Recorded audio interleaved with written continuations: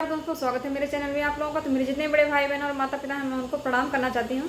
और मैं आप लोगों को एक बहुत ही प्यारा पचरा गीत सुना रही हूँ। मेरा गाना अच्छा लगे तो वीडियो को लाइक शेयर सब्सक्राइब जरूर करना। धन्यवाद।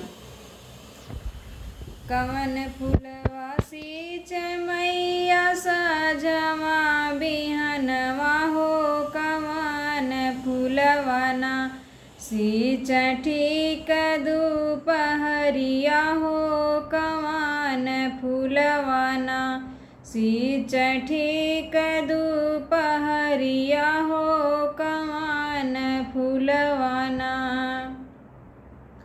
बेला फूलवा सींच मैया सजवा बिहनवा हो, चमेली फूलवाना सींच ठीक दुपहरिया हो, चमेली फूलवाना सींच ठीक दुपहरिया हो, चमेली फूलवाना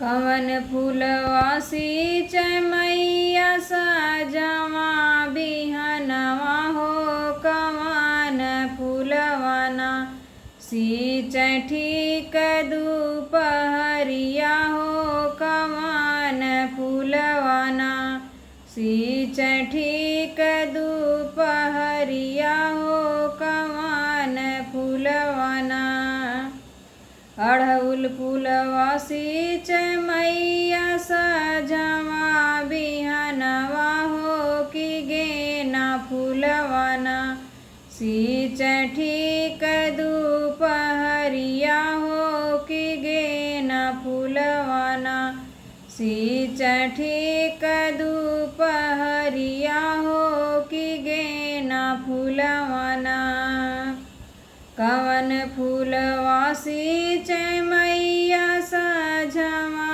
बिहनवा हो, कवन फूलवाना सींच ठीक दुपहरिया हो, कवन फूलवाना सींच ठीक दुपहरिया हो, कवन फूलवाना।